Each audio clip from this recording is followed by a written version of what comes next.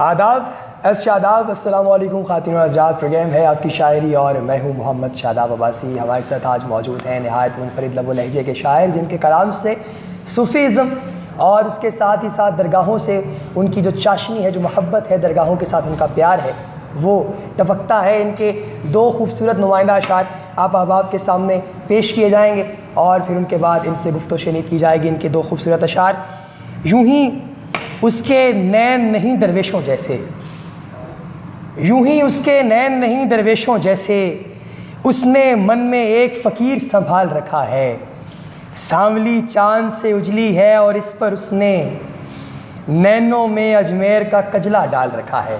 جناب زین شکی، السلام علیکم۔ وعلیکم السلام سر، کیسے ہیں زین بھائی؟ اللہ ٹھیک ٹھاک ہیں؟ کرم سائیں۔ زین بھائی، پہلا سوال ہمارا، اکثر آپ سے لوگ پوچھتے بھی ہوں گے کہ آپ کی شاعری کے اندر ایک چیز جو بڑی منفرد ہے اور ہمیشہ سے ہم لوگ دیکھتے آئے ہیں کہ آپ بڑا ٹچ دیتے ہیں درگاہوں کا اور صوفیزم کا، ولی اللہ جو ہے ان کی خوبصورت مطلب درگاہ میں لفظ ریپیٹ کر رہا ہوں، تو اس کی کیا بنیادی وجہ کیا ہے؟ کیا بہت زیادہ عقیدت ہے جو اس میں آ جاتی ہے؟ کیسے؟ بالکل ظاہر سی بات ہے کہ میری عقیدت ان بزرگوں سے کچھ ایسی ہے کہ وہ اکثر مجھے وہ پراپر یاد تو نہیں ہے میری ایک نظم جس میں ایک مصرع تھا کہ مجھے درویش اپنے دوست لگتے ہیں۔ اچھا۔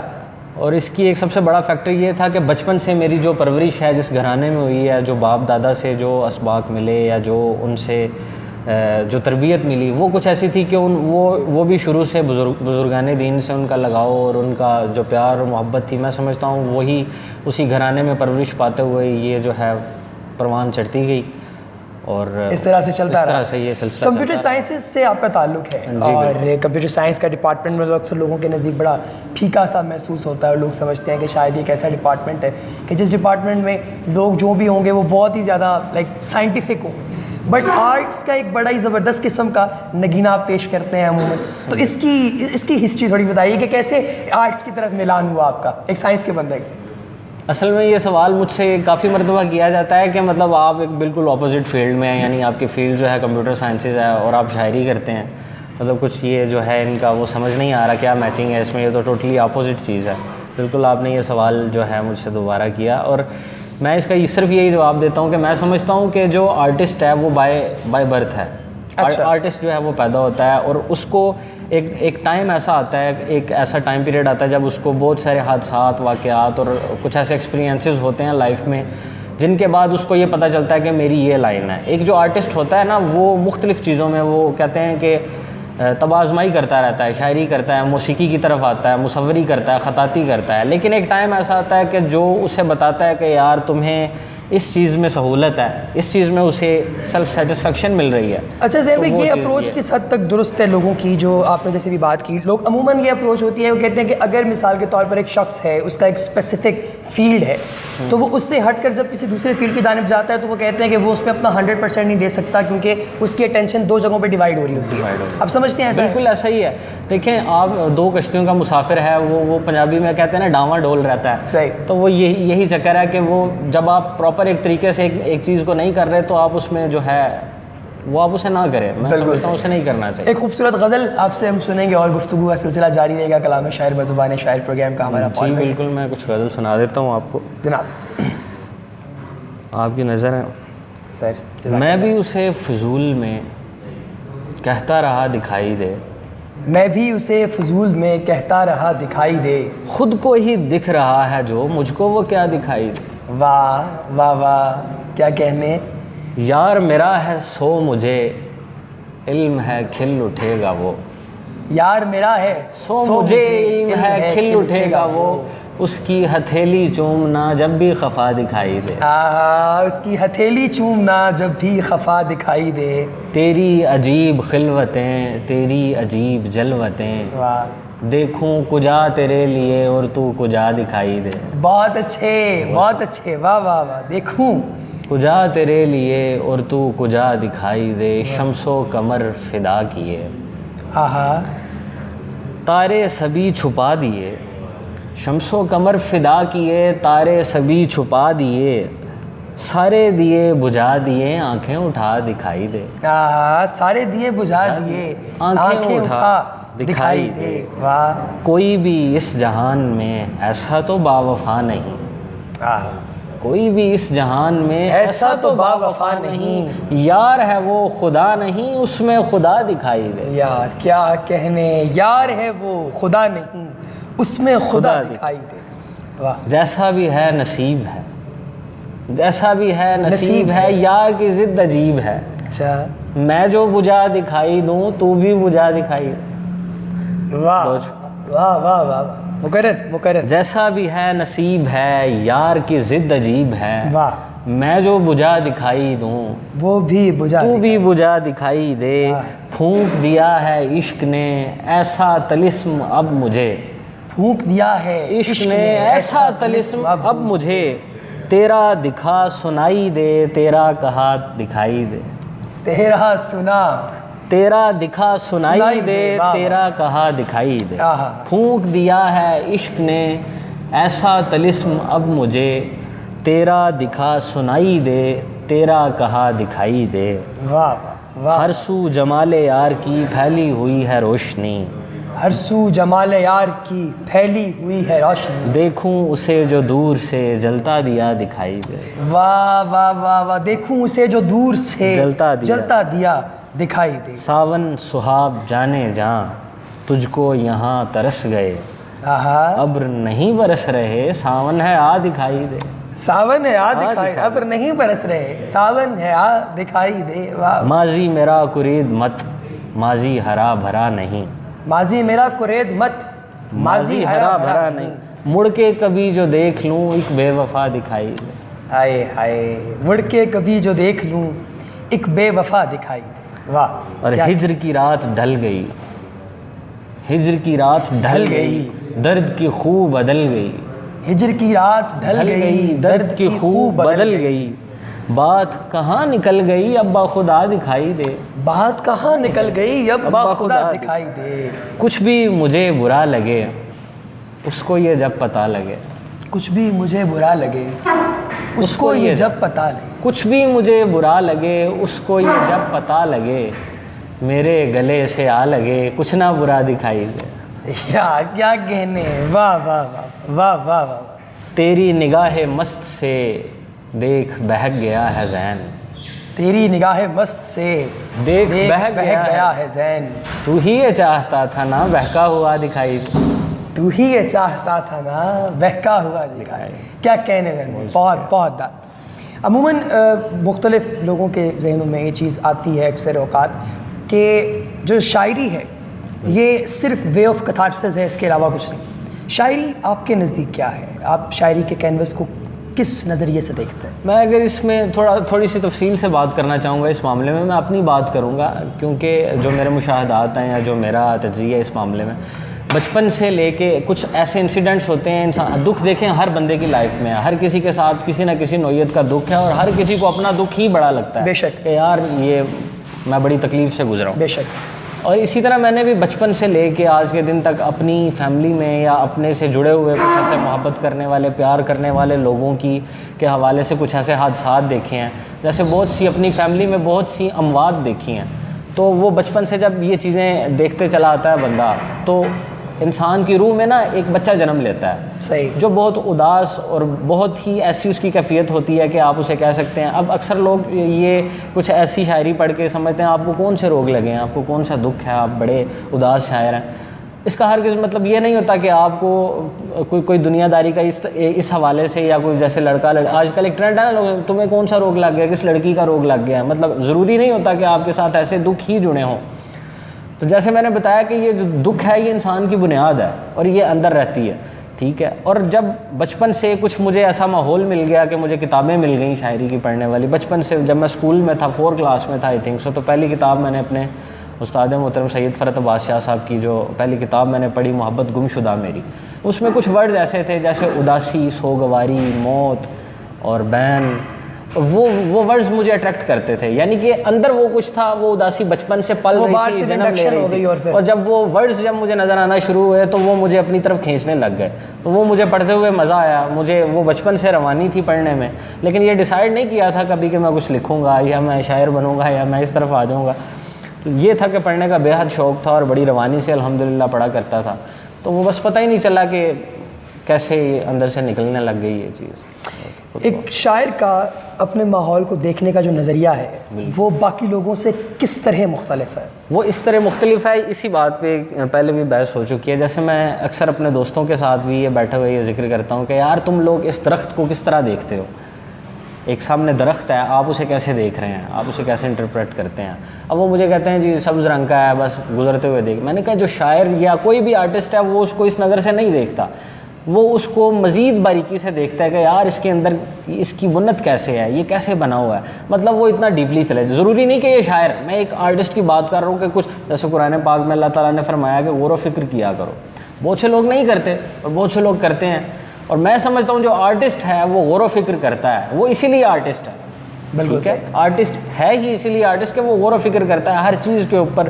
آپ کے لیے یہ چیز شاید بیکار ہو یا آپ اسے بہت عام سی چیز سمجھتے ہوں گے کہ یار یہ بس سامنے پڑی ہے بس ٹھیک ہے، لیکن جو آرٹسٹ ہے وہ اس کو کسی اور نظر سے دیکھ رہا ہے. یار اس کا ڈیزائن کیسا ہے، یار ماشاءاللہ بنانے والے نے کیا بنا دیا. بالکل صحیح. ٹھیک ہے، اس نے اس کا تخیل دیکھیں کہ اس بندے کے دماغ میں کیا آئی.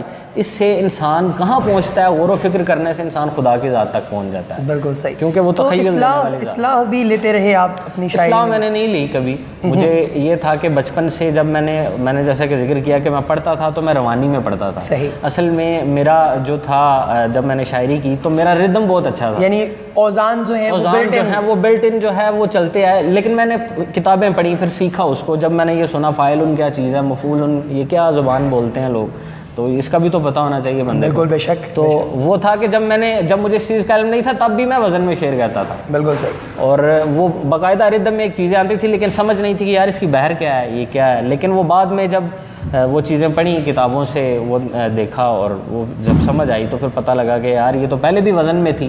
فرق یہ تھا کہ علم نہیں تھا کیسے وزن میں. بالکل صحیح. تو عروض جو ہیں وہ آپ کو یہ سکھاتے ہیں کہ آپ کو ایک لاجک بن جاتی ہے کہ یہ چیز ایسے ہے تو کیسے ہے. بالکل صحیح. ایک اور خوبصورت آپ سے نظم ہم سننا چاہیں گے اور پھر اس کے بعد مجھے یہ نظم بڑی محبوب ہے. عرضی نام ہے اس نظم کا. عرضی.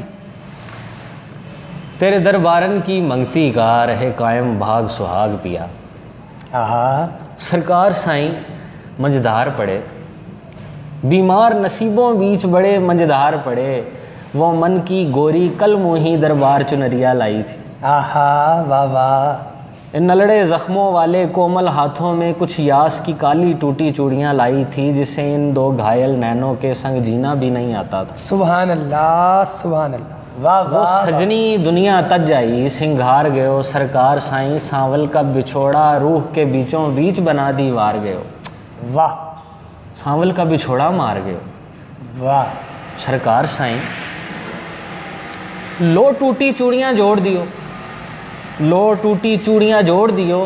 کوئی آس امید کی مہکارن کا گجرا ہو، کوئی پی کے نام کا کنگن ہو، کوئی چوڑا ہو جسے بانج کلائیاں پہن سہاگن ہو جائیں. کیا کہنے جسے بانج کلائیاں پہن سہاگن ہو جائیں. کیا کہیں. لو ٹوٹی چوڑیاں جوڑ دیو، کوئی آس امید کی مہکارن کا گجرا ہو، کوئی پی کے نام کا کنگن ہو، کوئی چوڑا ہو جسے بانج کلائیاں پہن سہاگن ہو جائیں. واہ. میرا روپا جو بن ہار گئے، سرکار سائیں سانول کا بچھوڑا مار گئے. سرکار سائیں غم خار سائیں سنو عرضی بس ایک بار سائیں. مجھے بول دیو مجھے کتنے دیپ جلانے ہیں، مجھے کت کت جاڑو دینا ہے. میں لاکھ کروں جاروب کشی، مجھے کتنا پانی بھرنا ہے. میں گنگا جل سے گاگریا بھر لاؤں گی. تیرے دربارن کی ماٹی چوم کے اجڑی ماندی زلفوں بیچ سجاؤں گی، جگ گھوموں گی. واہ.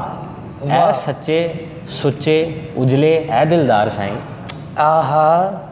واللیل کی آیت پھونکو نا کچھ زلف کے گنجل بھی سلجھیں. اے سچے سچے اجلے اے دلدار سائیں، واللیل کی آیت پھونکو نا کچھ زلف کے گنجل بھی سلجھیں. کبھی کرو تلاوت یوسف کی میرے بیچ زلیخا روتی ہے. مجھے کبھی دہا کا پاٹھ دسو میرا مکھڑا روشن ہوئے بھاوے سانول. والعصر کو گھولو سینے میں مجھے گھاٹے نہ منظور سائیں. اخلاص بسا دو روح اندر مجھے اب ہر جائی ہونا ہے.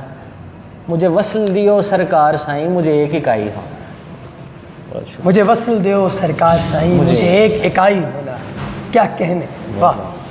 زین بھائی عموماً ایک سوال اور بھی کیا جاتا ہے، ایسے کچھ سوالات ہم ایسے لے کے آتے ہیں جو کہ عموماً لوگوں کے ذہنوں میں ہوتے ہیں. وہ کہتے ہیں کہ جو شعراء کرام ہیں یہ معاشرے کا بڑا ہی انٹائی سوشل طبقہ ہے. بالکل. آپ کیا سمجھتے ہیں کہ یہ اسٹیٹمنٹ کس حد تک درست ہے؟ اب دیکھیں آج کل ایک ٹرینڈ جیسے ایک پرانے وقت میں ایک یہ تھا, پرانے سے زیادہ مراد بہت پرانا نہیں ہے, 10-20 سال آپ پیچھے چلے جائیں تو آپ دیکھیں ایک دور تھا کتاب بینی کا, جس میں لوگ بہت, جیسے میں اسپیسیفکلی شاعروں کی بات کروں تو ایک ایسا دور تھا کہ جس میں شاعر کتاب سے ایک نام بنتا تھا, لوگ کتابیں خریدتے تھے, کتابیں پڑھتے تھے. اب یہ جو ٹائم ابھی آ چکا ہے, یہ ایک سوشل میڈیا کا ٹائم ہے, یہاں پر ہر بندہ اپنا کام, اپنا آرٹ جو ہے وہ پیش کر رہا ہے, چاہے وہ شاعری میں ہے, جیسا بھی ہے, اور وہ بہت ان ہو رہا ہے اس حوالے سے. اب یہ ٹرینڈ چل رہا ہے تو آپ اس کو ڈینائی نہیں کر سکتے کسی طرح بھی. آپ یہ نہیں کہہ سکتے کہ نہیں ایسا نہیں ہے, جب ہے آپ سب کے سامنے ہے, اس میں کچھ ڈھکا چھپا تو ہے ہی نہیں.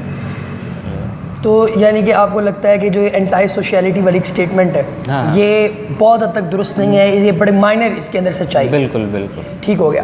سوشل میڈیا کا آپ نے بھی ذکر کیا, آپ کیا سمجھتے ہیں کہ پرکس کیا ہیں اس کے اور اس کے ڈرا بیکس کیا ہیں سوشل میڈیا کے شاعری کے پرسپیکٹیو؟ شاعری کے پرسپیکٹیو میں سمجھتا ہوں کہ آپ جو ہیں, اگر کوئی بھی چیز ہے, کوئی بھی کام آپ کریں گے ایک اچھے طریقے سے کریں گے, اس کا اچھا یوز کریں گے, یہ بڑی سادہ سی بات ہے, آپ کو اس سے فائدہ ہی ہوگا. لیکن آپ جب اس کا نیگیٹو یوز کریں گے, نیگیٹو یوز کس سینس میں کیا جاتا ہے, جب آپ کسی اسپیسیفک طبقے کو ٹارچر کریں گے اپنے ورڈز کے تھرو, ٹھیک ہے, یا آپ کچھ ایسا جیسے فتنہ پیدا کریں گے, فساد پیدا کریں گے, اور کیونکہ سوشل میڈیا ایک ایسی چیز ہے, آپ ایک بات کر دیں گے تو وہ کہیں سے کہیں جا نکلے گی, ٹھیک ہے. اس کو ایک بندہ بات کرے گا تو 5000 10,000 لوگ پڑھنے والے یا دیکھنے سننے والے ہیں. آپ جب آپ کو جب یہ اتھارٹی دے دی گئی ہے کہ یار آپ کے پاس یہ اختیار ہے کہ آپ ایک بات کریں گے تو وہ یہاں سے بات نکلے گی اور کہاں سے کہاں جا پہنچے گی, تو آپ کم از کم اس کا ایسا استعمال کریں جس سے ایک تو آپ کو بھی فائدہ ہو رہا ہے اور جس سے اگلے بندے کو بھی فائدہ ہو جائے. نہ کہ آپ کسی دوسرے, جیسے شاعروں کی بات کروں تو ایک دوسرے کی تذلیل کرنا, یا کسی کو برا بھلا کہنا, یا کسی کو نیچا دکھانا, یا اسلام کے حوالے سے جیسے آج کل بڑے فتنے فسادات اور آپ دیکھتے ہی ہیں. اور دو شاعر اگر ہم مطلب لکھیں اپنے پاس, ہمارے پاس اگر 2 شعراء کرام ہیں اور آپس میں دوست ہیں, تو عموماً باقی شعراء کرام کے ساتھ ان کی کسی ایک آدھی چیز کے اوپر جو ہم اثر لوگ ہوتے ہیں, کوئی ایسی چیز ہے جس کو لے کے وہ ایک دوسرے کو تنقید کا نشانہ بناتے ہیں, اور بعض دفعہ کلاسکس کے لوگوں کو بھی برا بھلا کہتے ہیں. یہ اپروچ آپ کے نزدیک کیوں بنتی ہے, اس کی وجہ کیا ہے اس اپروچ کی؟ میں سمجھتا ہوں کہ کچھ لوگ جو ہیں, اگر میں اپنی بات کروں تو میں نے تو آج تک صرف دھیان ہی اپنی اس کام کی طرف دیا. میں نے کبھی کسی کو یہ چھوٹا یا برا نہیں کہا کہ وہ فلاں شاعر چھوٹا ہے یا مجھے پسند نہیں. ہاں, اگر آپ کو کسی کی بات سمجھ نہیں آ رہی جو وہ کر رہا ہے, یا آپ کو وہ سمجھ میں نہیں آ رہا کہ یار میری فریکوینسی سے میچ نہیں ہو رہی, آپ اپنے کام سے کام رکھیں. میرا یہ نقطہ نظر ہے اور میں اس طرح سوچتا ہوں اور میں اسی طرح کام کرتا ہوں. تو جو لوگ کر رہے ہیں, کیا لگتا ہے کوئی احساس کمتری ہے ان کے اندر؟ ایگزیکٹلی میں یہی بات کرنے لگا ہوں. کچھ جیلسی فیکٹرز ہیں, جیسے وہ دیکھیں گے یار ایک شاعر کو بڑا پڑھا جا رہا ہے یا اس کو بہت مانا جا رہا ہے سوشل میڈیا پہ, تو وہ اس میں کیڑے ضرور نکالیں گے کہ یار کوئی ڈرا بیک کہیں سے میں ڈھونڈوں, یہ کہیں سے کہیں غلط ہے, اس کی بات کو کیوں اچھالا جا رہا ہے, مطلب اس میں ایسا کیا ہے. اب دیکھیں, میں سمجھتا ہوں کہ عزت دینے والی ذات صرف اللہ تعالیٰ کی ہے. سائنس سچا ہے, وہ جسے عزت دیتا ہے آپ اسے روک نہیں سکتے, اور جس کو عزت مل رہی ہے آپ اس کو تسلیم کریں, آپ اس کو ایکسیپٹ کریں, اور اسی میں آپ کی بھی بڑائی ہے. ایک اور غزل آپ سے خوبصورت سی سنیں گے ہم. ہاں جی بالکل. غزل ہے جی آپ کی سماعتوں کی نظر کی. ایک اسی کا ساری عمر خیال رکھا ہے, ایک اسی کا ساری عمر خیال رکھا ہے, اس کے درد یتیم کو دل میں پال رکھا ہے. بہت اچھے. اس کے درد یتیم کو دل میں پال رکھا ہے. یوں ہی اس کے نین نہیں درویشوں جیسے, واہ, اس نے من میں ایک فقیر سنبھال رکھا ہے. کیا کہنے, واہ واہ. جانتی ہے میں رستے میں روتا جاؤں گا, اس نے میری جیب میں ایک رومال رکھا ہے. کیا کہنے بھائی, بہت اچھا شعر ہے. واہ واہ واہ واہ, مکرر. جانتی ہے میں رستے میں روتا جاؤں گا, اس نے میری جیب میں ایک رومال رکھا ہے. دنیا والے آج کو کل پر ٹال رہے ہیں, آہا, اس نے کل کو آج کے دن پر ٹال رکھا ہے. واہ واہ واہ, دنیا والے آج کو کل پہ ڈال رہے ہیں, اس نے کل کو آج کے دن پر ٹال رکھا ہے. کل کو آج کے دن پر ڈال رکھا ہے. سانولی چاند سے اجلی ہے اور اس پر اس نے, واہ, نینوں میں اجمیر کا کجلا ڈال رکھا ہے. نینوں میں اجمیر کا کجلا ڈال رکھا ہے. یہ نہ ہو وہ کل مجھ کو پہچان نہ پائے, یہ نہ ہو وہ کل مجھ کو پہچان نہ پائے. میں نے آج بھی ان آنکھوں کو لال رکھا ہے. واہ واہ واہ، میں نے آج بھی ان آنکھوں کو لال رکھا ہے، کیا کہنے، واہ۔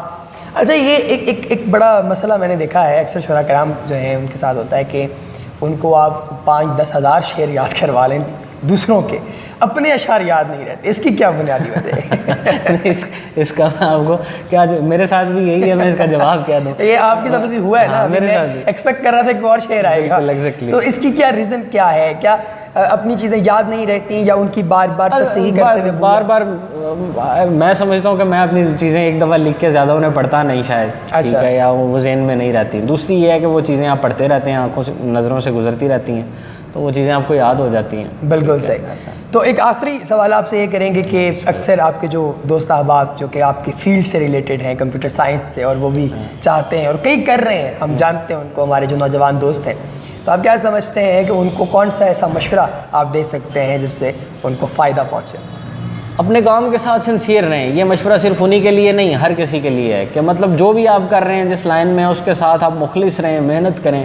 میرا یقین ہے، میں سمجھتا ہوں کہ ایک نہ ایک دن، چاہے وہ آپ کی نظر میں وہ کام چھوٹا ہے یا جیسا بھی ہے، آپ کو لگتا ہے یا کوئی بندہ آپ کو کہتا ہے کہ یار یہ جو تم کر رہے ہو یہ بہت چھوٹا ہے، مطلب اس سے تمہارا کچھ ہونے والا نہیں ہے، لیکن اگر آپ کو لگتا ہے کہ یار یہ میں کام صحیح کر رہا ہوں اور یہ میں کروں گا تو اسے بہتر کروں گا، تو وہ میرا ایمان ہے کہ اللہ تعالیٰ کی ذات اسے ایک نہ ایک دن ایک کامیابی عطا کرے گی اور ایک ایسے مقام پہ کھڑا کر دے گی کہ اسے یہ فخر ہوگا کہ یار میں نے یہ کام کیا تھا اور پورے دل سے کیا تھا۔ لیکن اگر آپ کوئی بھی کام بے دلی سے کریں گے صرف ضرورت پوری کرنے کے لیے، تو وہ جو ہے آپ اس میں ناکام ہی رہیں گے، اور آپ کو اللہ تعالیٰ کی ذات سے بھی شکوے رہیں گے، اور آپ اسی طرح اپنی زندگی گزارتے رہیں گے۔ بالکل زین بھائی، بہت بہت شکریہ آپ کی قیمتی وقت کا۔ ناظرین، آپ سن رہے تھے زین شکیل کی زبانی، ان کی خوبصورت شاعری، ان کی پیاری باتیں، اور پروگرام آپ کی شاعری سے مجھے دیجیے اجازت۔ پروگرام سے متعلق اپنی قیمتی رائے سے آگاہ ضرور کیجیے گا۔ آپ سب کی سماعتوں اور نظارے کا بہت شکریہ۔